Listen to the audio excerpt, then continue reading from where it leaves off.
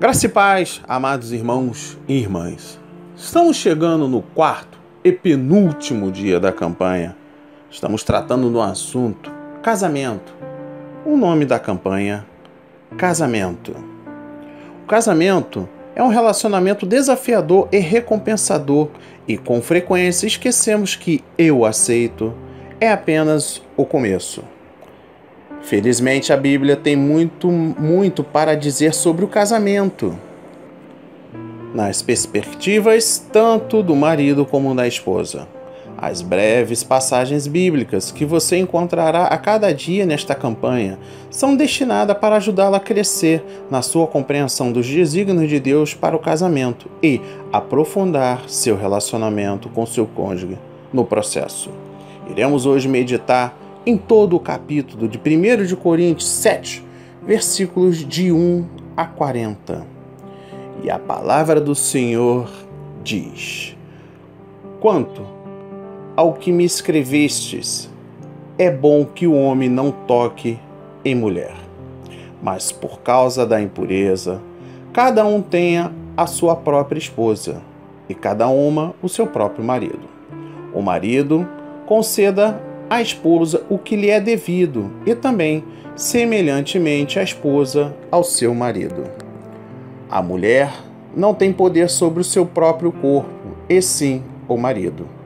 E também, semelhantemente, o marido não tem poder sobre o seu próprio corpo, e sim a mulher. Não vos priveis uns aos outros, salvo talvez por mútuo consentimento, por algum tempo, para vos dedicares à oração, e, novamente, vos ajuntardes, para que Satanás não vos tente por causa da incontinência. E isto vos digo como concessão e não por mandamento. Quero que todos os homens sejam tais como também eu sou. No entanto, cada um tem de Deus o seu próprio dom, na verdade, de um modo, outro de outro. Aos solteiros e viúvos, digo que lhes seria bom se permanecessem no estado em que também eu vivo. Caso, porém, não se dominem, que se casem, porque é melhor casar do que viver abraçado. Ora, aos casados,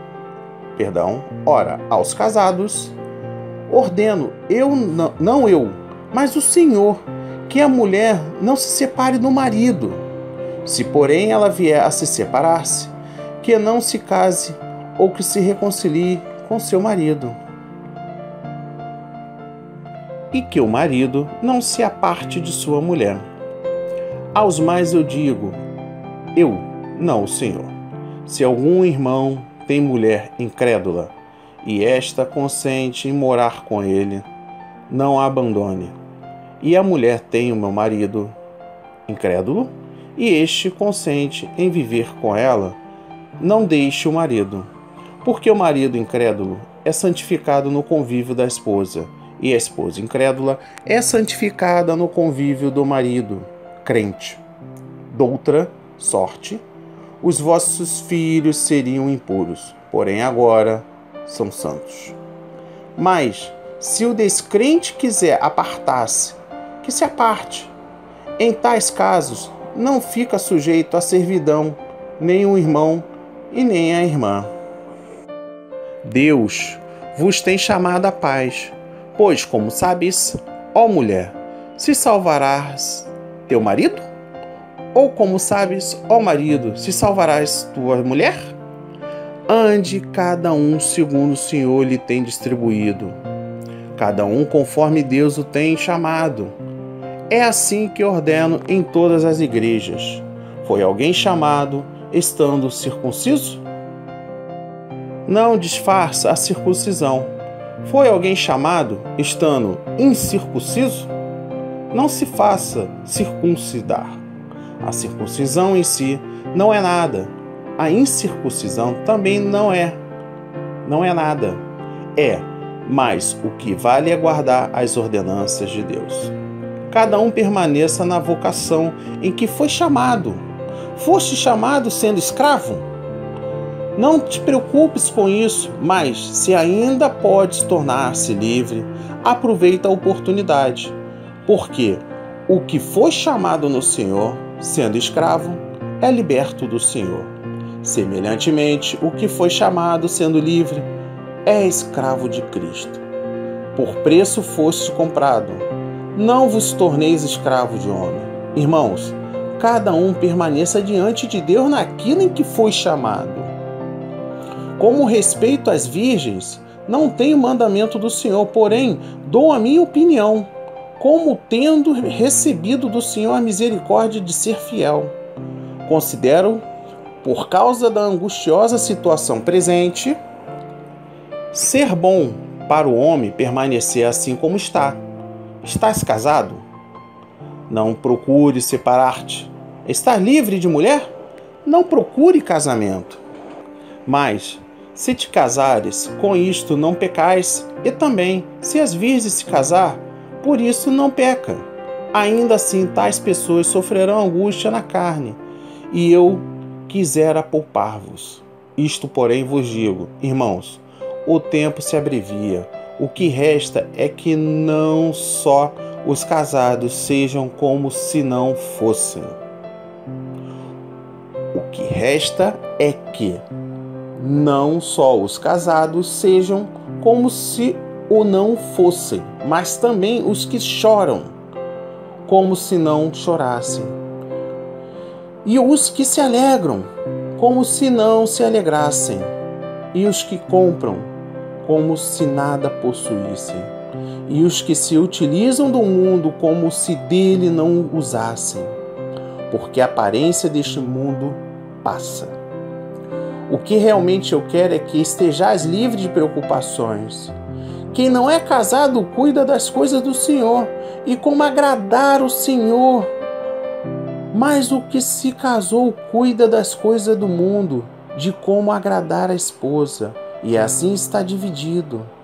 Também a mulher, tanto a viúva como a virgem, cuida das coisas do Senhor, para ser santa, assim no corpo como no espírito.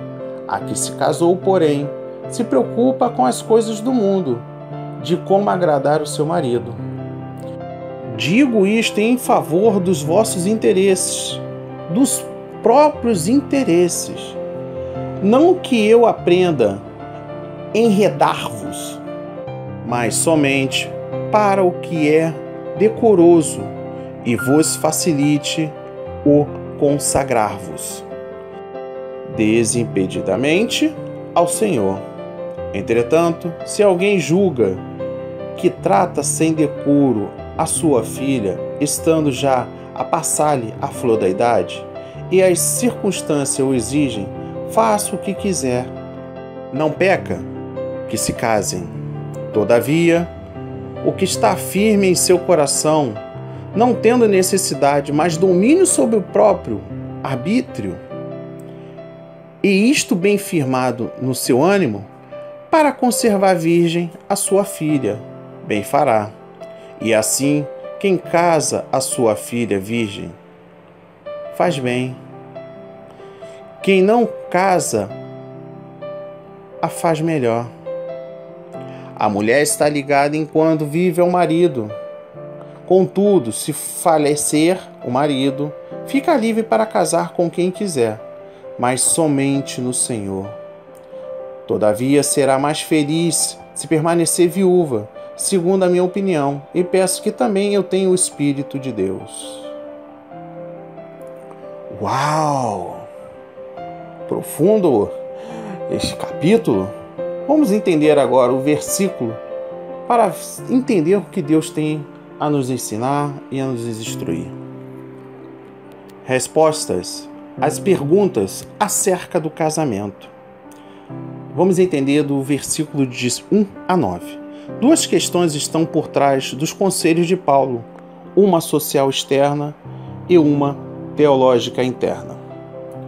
A questão social externa é o seguinte: Corinto era uma cidade portuária, com todas as características de um lugar que recebe pessoas de várias regiões e que ficam meses no mar. A prostituição graçava solta na cidade, até com ares de religiosidade. Em meio a uma cidade como essa, o que deveria fazer os cristãos? Deveriam ser solteiros? Deveriam permanecer viúvos? A questão teológica interna é essa. Dentro da igreja coríntia, alguns se julgavam tão espirituais, tipo supercrentes, que advogavam o celibato. Durante toda a história, essa atitude foi comum entre grupos religiosos que se julgavam permanecentes já a uma comunidade utópica. Logo, Paulo trata a questão do casamento dentro de um contexto social geral de promiscuidade e, ao mesmo tempo, dentro de um contexto interno de castidade religiosa. Como missionários ao longo da história, que se encontram em múltiplos contextos dentro e fora da igreja, Paulo andava na corda bamba e por isso a questão não é tratada por ele como um mandamento, mas como um conselho devido à realidade a que estavam todos expostos naquela cidade. Essa é uma boa lição na comunicação transcultural da vivência concreta dos fiéis. Vamos entender cada versículo. Quanto ao que me escrevestes, no versículo 1, não temos a carta dos Coríntios a Paulo, mas o assunto é claro: relacionamento entre sexos. O que fazer diante da tamanha promiscuidade que era manifesta naquela cidade? Devemos nos lembrar que Coríntio foi parcialmente destruída pelos romanos em 146 a.C., mas em 44 a.C. foi reconstruída como uma cidade romana por Júlio César. A Coríntio romana prosperou mais do que nunca e pode ter tido cerca de 800 mil habitantes na época de Paulo. Foi a capital da Grécia romana, igualmente dedicada a negócios e a lazer, e era majoritariamente habitada por libertos, judeus e oficiais romanos aposentados do exército. No versículo 2, a impureza, pornemia, impureza, lascívia, fornicação e a imoralidade de modo geral, que é assunto corrente em nossa sociedade atual, deve ser evitada a todo custo. A solução é que o casamento com a fidelidade entre os cônjuges. Versículo 3 e 4. Na aliança entre um homem e uma mulher, há o conceito de uma só carne, estabelecido pelo Senhor, Gênesis 2, 24. Implicando uma tal interação entre ambos, a ideia de pertencimento tem sido esquecida hoje em dia, e o casamento se tornou um contrato social e financeiro. Não era esse o plano original de Deus para os seres humanos. O que é devido excetua qualquer pornêmia, ou seja, qualquer ato pervertido. Repetindo, o que é devido excetua qualquer porneia, fornicação, banalização do sexo, infidelidade, fornicação, impureza, ou seja, qualquer ato pervertido. Os versículos 5 e 6. As tentações em um ambiente que promove a porneia devem ser combatidas através de atitudes sábias, oração e vida conjugal com intimidade.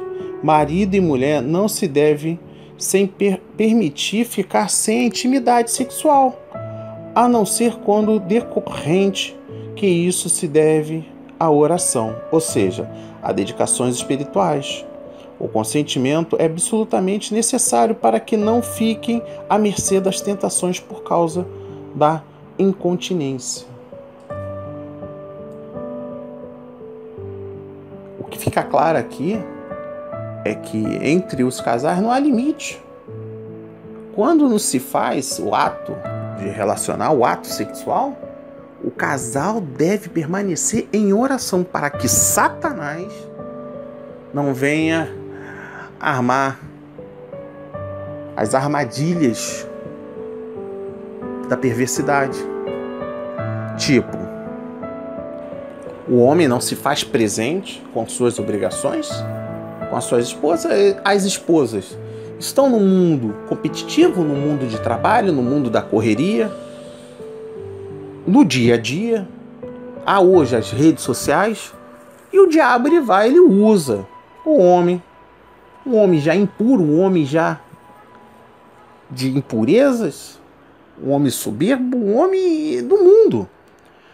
E com aquela conversa maliciosa, arrebata a esposa a infidelidade desse casamento, que porventura a esposa nega o seu marido, não explica os motivos, simplesmente nega, e ele, através do uso da pornografia, começa a praticar atos de masturbação. Isso também serve para a mulher, de masturbação, e acaba conhecendo, aqui no Rio a gente fala de piriguete.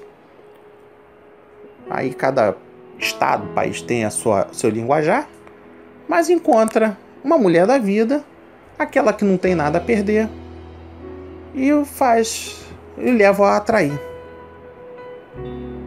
Se o casal, nesse momento a reflexão acabou, isso aí eu tô falando, o fundador do projeto. O casal ele precisa se falar, ele precisa se comunicar. O conversar é tudo no relacionamento. E que essa chamada de atenção não é só para a mulher, mas para os homens em si. A vida íntima ela deve existir e tem que ocorrer sim. Em caso de que não tenha o ato, que permaneçam em oração. Versículos 7 a 9. Sejais tais como também eu sou, que lhe seria bom se permanecessem no estado que eu também vivo. Não sabemos ao certo se Paulo era solteiro ou viúvo. Por ter sido membro do Sinédrio, considerava-se que era casado e que por algumas razões ficou viúvo. A ideia em pauta é a dedicação exclusiva a Deus e a sua obra. No entanto, para os que não podem se oferecer assim a Deus, que se casem, porque não devem ficar abrasados. Eu acho que eu acabei na leitura lendo errado. Não é abraçados, corrigindo, é abrasados. O abrasamento não é pecado, mas o abrasamento que não leva ao casamento pode se tornar impureza sexual. Que homem e as mulheres considerem que o casamento não está sendo aqui minimizado ou tratado como algo de menor importância. Repetindo, eu gostaria de mais uma vez retificar que eu falei abraçados na leitura dos versículos, mas na verdade é abrasados. E repetindo de novo, abrasamento não é pecado, mas o abrasamento que não leva ao casamento pode se tornar impureza sexual. Que homens e mulheres considerem que o casamento não está sendo aqui minimizado ou tratado como algo de menor importância. Os versículos 10 e 24. Princípios de igualdade entre os seres humanos e a responsabilidade espirituais estão aqui descritos. Os versículos 10 e 11. Ordeno, não eu, mas o Senhor. O casamento deve ser considerado como uma experiência única. Assim temos visto em todas as escrituras. O casamento é a melhor maneira de se evitar a promiscuidade na sociedade, quando cônjuges realmente se entregam um para os outros em aliança de fidelidade e compromisso. Aqui Paulo apresenta o que se recebe do Senhor como um mandamento. Dos versículos 12 e 13. Aos mais eu digo, não o Senhor. Sua experiência e seu conhecimento das Escrituras o levam a aconselhar os coríntios diante da pergunta tão atual: e se um dos cônjuges for incrédulo? Creio que o assunto em pauta nos leva a pensar nos casamentos onde um dos cônjuges se converteu a Cristo. A palavra de autoridade do apóstolo é: não se deve abandonar o cônjuge que se converte em viver com o crente. Novamente, a preservação do casamento aqui se iguala à ordem do Senhor nos versos anteriores. No versículo 14, o casamento deve ser visto como uma interação que extrapola as relações emocionais e físicas. Há componentes espiritual que pode alterar a situação do cônjuge crente, santificado pelo convívio. Que poder há na vida a dois quando um é seguidor de Jesus? Nos aconselhamentos, deve-se ouvir ambos os lados e promover sempre o princípio espiritual aqui descrito. Nos versículos 15 a 16, no caso, entretanto, quando o cônjuge incrédulo decide se apartar, veja que o assunto em pauta é o se apartar por causa da fé do outro. Então, já não há mais sujeição à servidão. É importante notar que a palavra servidão, doulu, fazer escravo de reduzir a escravidão, entregar-se totalmente ao serviço de alguém, tornar-se um servo, é aqui usada para esse relacionamento em que há uma discordância importante por causa da fé. A servidão do cristão ao incrédulo é bastante sentida nos relacionamentos onde o julgo é desigual. A salvação não é promovida por qualquer um dos cônjuges, mas somente o Espírito Santo é que nos conserve do pecado, da justiça e do juízo. Jó 16, 8 a 11. Dos versículos 17 a 24. O princípio da liberdade cristã está aqui declarado: solteiros e viúvos, permaneçam assim se puderes. Casados, mantenham-se unidos em matrimônio. Escravos, se tiveres oportunidade, sejam livres. Livres, saibam que são escravos do Senhor. A liberdade nos iguala a todos diante da verdade da palavra de Deus, que somos todos servos de Cristo. E, portanto, não há classes sociais que nos diferenciem. A liberdade em Cristo nos dá condições de nos movermos de uma situação a outra na paz que Ele dá e na certeza de que o principal ingrediente é a glória do Senhor. 1 de Coríntios 10, 31. Os versículos de 25 a 40. É difícil para um leitor do século XXI que vive em um país livre compreender as palavras do apóstolo por causa da angustiosa situação presente. A perseguição era constante, as lutas eram por dentro e fora. As pressões aos cristãos aumentavam dia a dia. Neste ambiente de sofrimento, o que fazer com a área mais básica da sociedade humana, ou seja, o casamento? Casar ou não casar? Por causa da responsabilidade que o matrimônio exige, parece ser mais lógico o casamento de se permanecer solteiro. No entanto, agora Paulo se dirige especificamente à situação da mulher que, durante os séculos, sempre foi subjugada e abusada, principalmente em tempos de guerra. Dos versículos 25 a 31, em primeiro momento, a defesa de Paulo é a de que as angústias do tempo presente estavam aumentando, os solteiros em tentações, os casados em preocupações de cuidado mútuo, a visão de que o tempo se abreviava, na confiança de que a volta de Cristo era iminente, deveria fazer a todos o imperativo de se olhar para o alto, de onde vem a nossa salvação. Os cuidados no mundo e para com as coisas do mundo deveriam ser trocadas pela convicção de que Jesus Cristo vem buscar a sua igreja a qualquer momento. 1 Tessalonicenses 5, versos de 1 a 3. Trazendo a redenção dos corpos. Em missões, essa realidade é cada vez mais sentida.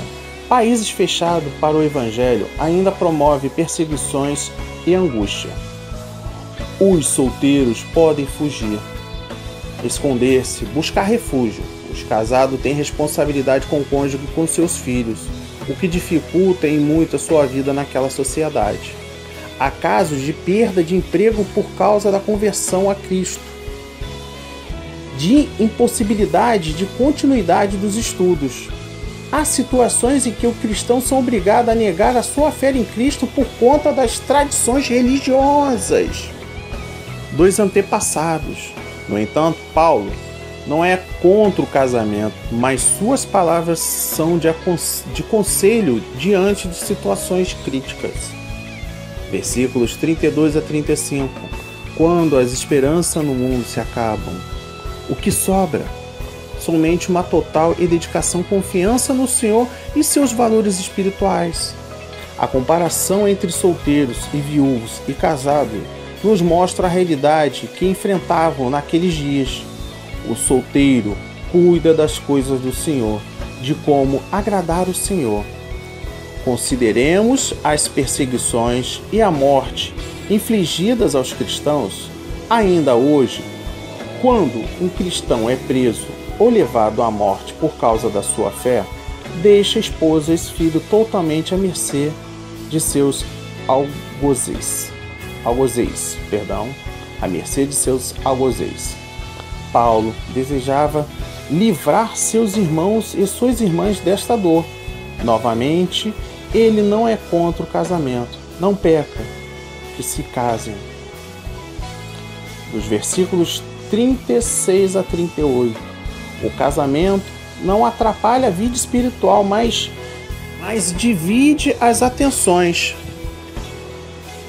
Se a jovem for vista pelos seus pais como em idade de se casar, e não o casamento é motivo de desonra, então que seja dado em casamento. Nada de errado nisso. No entanto, se houver firmeza no coração para se conservar a jovem virgem, também não há pecado. Novamente, o ambiente de luta, de perseguição, de desrespeito pelos cristãos, de maldade e de martírios acaba por ser o pano de fundo das palavras paulinas. E encerro no racional nos versículos 39 e 40. Fica clara a importância do casamento. A ligação, bel, atar um laço, prender ao cônjuge é desatada pela morte. Romanos 7, versículo 2. O novo casamento é consentido após a morte de um cônjuge, mas somente no Senhor. Esta frase fica devidamente explicada por todo o capítulo 7, onde uma das questões do sofrimento no casamento é explicada pela diferença de fé de uma das partes. Assim seja, assim diz o Senhor. Amém, e amém, e amém. Graças a Deus, graças a Deus. Curve a cabeça. Senhor, meu Deus, meu Pai, obrigado, meu Pai, por este quarto dia da campanha do casamento. Ficou claro, meu Pai, que um bom casamento deve ser mantido entre o relacionamento íntimo, meu Pai, do casal e a oração. Sabemos que o homem, e no mundo atual hoje a mulher, divide as suas responsabilidades.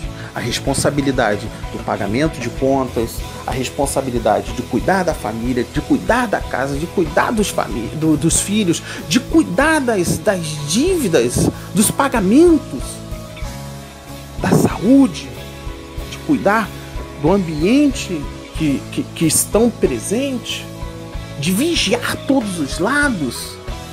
Sabemos que hoje o homem e a mulher dividem o mesmo teto, que dividem o quarto. Sabemos, meu Pai, que quando o casal está blindado, que a sua relação íntima está dentro dos conceitos religiosos, que eles praticam o ato sexual sem ajuda externa, sem uso de conteúdos pornográficos, sem uso de força, de forçar o ato sexual. E sabemos que quando não há esse relacionamento íntimo, e quando não há essa conexão de intimidade, que os dois estão dividindo o espaço para a oração, se prostrando de joelho e dedicando a sua obra. Eu peço, meu Pai, para aqueles que se divorciaram, por qual motivo, que sejam perdoados, que sejam concedidas novas oportunidades, meu Pai. Aquela pessoa que pecou no passado, que engravidou fora do casamento, aquele homem que, sabendo das situações, foi lá, pecou contra a sua esposa, pecou contra a sua namorada, que ele está se eximando da responsabilidade, que o Senhor perdoe, meu Pai. Que o Senhor perdoe. Que seja dado perdão também para mim, que estou aqui hoje falando sobre este assunto, meu Pai. Entrego a Ti todos os meus planos, meu Pai. Como eu peço perdão, como eu peço que o Senhor fortaleça cada união, cada relacionamento, cada casamento, meu Pai. Diante de Ti, clamamos em Seu nome, em nome do Seu Filho Jesus. Amém, amém e amém. Graças a Deus, graças a Deus, graças a Deus, graças a Deus.